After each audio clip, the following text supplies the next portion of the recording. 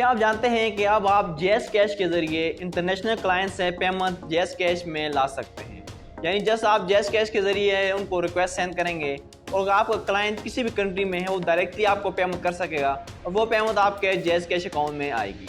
अब आप ये कैसे कर सकते हैं, उसके सिंपल आपने अपने जैज़ कैश अकाउंट को ओपन करना है और ओपन करने के बाद सिंपली आपने मनी ट्रांसफ़र पर क्लिक करना है और यहाँ से आपने पेयोनियर को सिलेक्ट कर देना है। अब जैसे आप पेयोनियर को सिलेक्ट करेंगे तो अब देखें यहाँ पर 3 ऑप्शन है आपके सामने, transfer funds to JazzCash, previous transfer and सबसे नीचे रिक्वेस्ट ऑफ पेमेंट। आपने सिंपली रिक्वेस्ट ऑफ पेमेंट इस पर क्लिक करना है। जैसे आप इस पर क्लिक करेंगे तो फर्स्ट टाइम जब आप इस पर क्लिक करेंगे तो ये आपसे कहेगा गो टू पेयोनियर। तो सबसे पहले आपने अपने पेयोनियर अकाउंट में साइन इन करना है और वहाँ थोड़ा सा काम करना है जो मैं भी आपको बताऊँगा। तो ये सब आपने फर्स्ट टाइम करना है।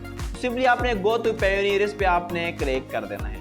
अब जैसे इस पर क्लिक करेंगे तो आप अपने पेयोनियर अकाउंट में चले जाएंगे। अब जैसे आप पेयोनियर अकाउंट में जाएंगे तो सबसे नीचे ये देखें टाइम टू गेट पेड, इसमें रिक्वेस्ट ऑफ पेमेंट ये लिखा हुआ है। सिंपली आपने रिक्वेस्ट ऑफ पेमेंट इस पर क्लिक कर देना है। इस पर क्लिक करने के बाद देखें बिजनेस प्रोफाइल और आगे लिखा हुआ है सबमिट। सिंपली आपने सबमिट पे क्लिक करना है। इस पर क्लिक करने के बाद आपके सामने एक फॉर्म आ जाएगा। इस फॉर्म को आपने सिंपली फिल करना है और इसको सबमिट करना है। उसका दोबारा आपने अपने जैज़ कैश अकाउंट में जाना है। तो यहाँ सिंपल सा फॉर्म है, इसको आपने यहाँ से फिल करना है। तो यहाँ मैंने फॉर्म सबमिट कर दिया, देखें सबमिट लिखा चुका है। बस ये काम आपने करना है। उसके बाद सिंपली आपने क्या करना है, दोबारा चले जाना है आपने अपने जैज़ कैश अकाउंट पर। दोबारा मैं अपने जैज़ कैश अकाउंट में चले जाता हूँ। जैसे रिक्वेस्ट पर पेमेंट में जाएंगे तो अभी देखें आपके सामने ऑप्शन आ रहे हैं new request and track request. आपने आगे जो रिक्वेस्ट सेंड कर दी उसको आप यहाँ से ट्रैक भी कर सकेंगे। और अगर आपने न्यू किसी को रिक्वेस्ट सेंड करनी है पेमेंट के लिए तो सिंपल आप न्यू रिक्वेस्ट पे क्लिक करेंगे और यहाँ देखें न्यू रिक्वेस्ट, नीचे ऑप्शन है न्यू रिक्वेस्ट का, सिंपल आप इस पर क्लिक कर देंगे। अब जैसे इस पर क्लिक करेंगे अब यहाँ फॉर्म आपने यहाँ से फिल करना है। देखें सबसे पहले आपने क्या पेयर टाइप, सबसे पहले आपने ये सिलेक्ट करना है। अब किसी कोई कंपनी है या इंडिविजुअल बंदा है वो आपने यहाँ से सिलेक्ट करना है। जैसे कोई आपका सिंगल क्लाइंट है जिसने आपको पेमेंट करनी है तो आप यहाँ से इंडिविजुअल सेलेक्ट कर लेंगे। उसके बाद आपने देखें इंटर पेयर फर्स्ट नेम, यानी आपने अपने क्लाइंट का यहाँ पे फर्स्ट नेम लिखना है, उसका लास्ट नेम लिखना है, अपने क्लाइंट की ईमेल देनी है यहाँ पर, उसके बाद अपने क्लाइंट का फ़ोन नंबर देना है यहाँ पर। उसके बाद देखें इनवॉइस इन्फॉर्मेशन, आपने करेंसी सेलेक्ट करनी है USDT में, अगर आप चाहते हैं तो सिंपली आप USDT सेलेक्ट कर देंगे।